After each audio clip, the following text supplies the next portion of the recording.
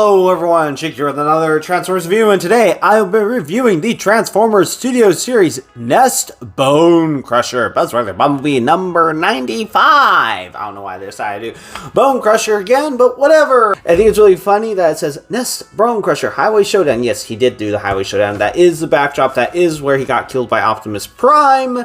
Except this one says Bonecrusher gathers intel on a reconnaissance mission disguised as a N.E.S.T. vehicle. Although, when N.E.S.T. was a thing, Bonecrusher was dead.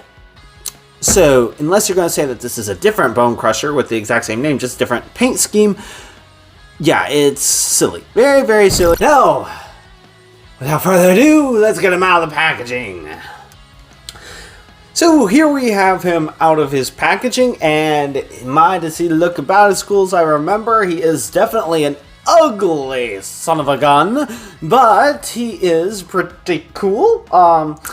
As my cousins like to call this, they call it the back scratcher. That's the only weapon he has, besides, I guess, I don't know, his hands. But yeah, he's pretty cool. There is something that I'll show off in vehicle mode, so stick around for that. That is really cool and makes the color change, even though it's not the right colors, makes it all the more worth it. Anyway, yeah, so as you can see, this is a claw, pretty much, that goes together to be a scoop. This is supposed to be like a mine-sweeping vehicle.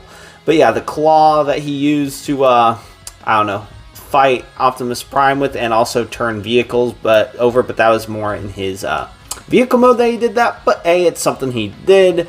Very mean, dastardly thing to do to non-combatants, but you know, hey, that's what Decepticons do. And let's see, let's get this turned right back around. If I now it's wanting to, okay, there we are. Okay, and then this is standard resting pose for his claw, but yeah, it's fairly articulated. I mean, I will admit it'd be nice if there was a hinge right there so you could bend it a bit more. But hey, it's not the worst articulation ever. His head, which has some decent detail on it. Red eyes, which are hard to see. Black on his face. Most of his face is black with gray and silver accents and gunmetal gray up here. So it looks pretty cool. He does have his head is on a ball joint on the front. And he does have some side-to-side motion from a hinge right here. Probably a mushroom that goes in there. But the only articulation you can really get on his head, you can't really look up at all or really down. But like I said, side-to-side, and you can turn his head like a dog. Or you can, I mean, he can do a full 360 if you want to do that. And then I guess if you want to pretend that that's his mouth and that's like a giant nose and then those are his eyes, I guess you could also do that and say, hey, this is Bonecrusher's evil twin brother or something. Because the way Decepticons are, this is actually could pass as a believable faceplate with claws. Actually, I might actually just display them like that, because let me know what you guys think in the comments. I think that is pretty cool, and I might just display it like him, because that's at least plausibly makes it like it's a different robot rather than just Bonecrusher somehow didn't die. But anyway, but yeah, that does look cool. It's sort of like the G2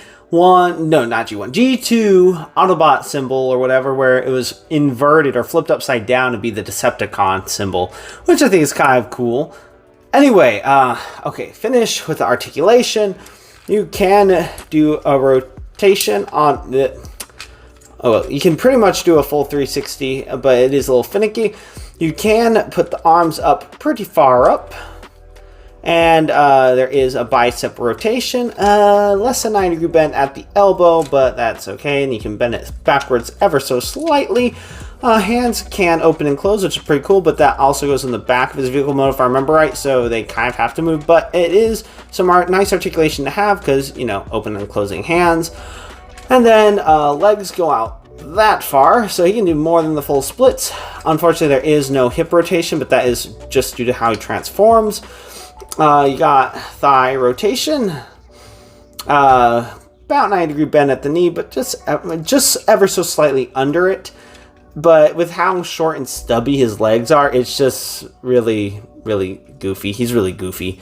A goofy, ugly fellow. And then ankle tiltage, you get a lot of it, although the front toe does not rotate with it, so you can only do a little bit and it still look believable, because much like after that, then it just looks really bad.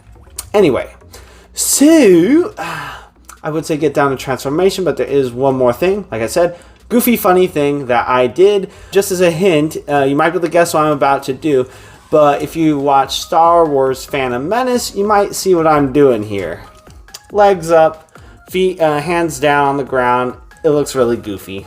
One thing I did notice about transforming him is that maybe they have him partially mistransformed, maybe not.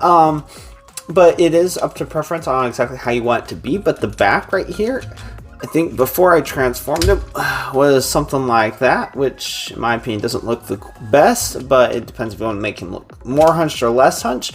But this looks a little more streamlined, I think, with it further back like that, but that is something you can do. But anyway, like I said, on to transformation. Yeah, he's not too complicated, but you definitely don't want to, I guess, force anything. Obviously don't force anything. Anyway, yeah, but rotate in, then just bend, pretty much line that up. It doesn't say to really rotate it. Way right now. And then, let's see, the arms, rotate, go back to them, rotate around, up, down, rotate around, rotate, what was that, click right on something, rotate around, and then, yes, pull this back a little bit, yes, pull it that way, oh no, maybe, okay, then pull this down, flip these in, and then, let's just rotate these around, and of course it's not going to be perfectly just kind of turn a little bit, because these are going to be angled, the spare tires are angled kind of, well, outward, so a little different from the rest of the tires, and then what you do is, next, just to make sure his feet tab together right in there, which is pretty cool. I think it's pretty cool that those tab together. They didn't really have to, although I really don't know how well it actually helps it stay tab together. And now it looks kind of goofy, well, goofier. And then just pull this down, and then rotate around his head. That's in between his legs. Do it that what you will, and then rotate his arms in, flip this up and out. That's from the roof of the cab, and don't quite tab that in just yet. Maybe it was okay kind of where it went, but yeah, just make sure it's flipped up. And I might have reacted just a smidge. Okay, look at that tabbed back together.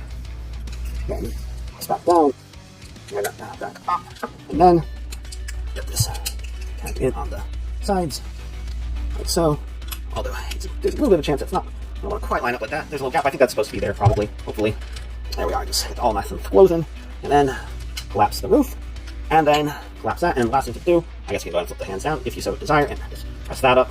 There, press that up, you shut there flush. I mean, it is visible hand center, but it's not the worst in the world. You can just say that there, I don't know, something hanging back, not quite mud flaps, but something like that. Extend out, and rotate around, tab this all together, then rotate this around, and this is how I like to do it.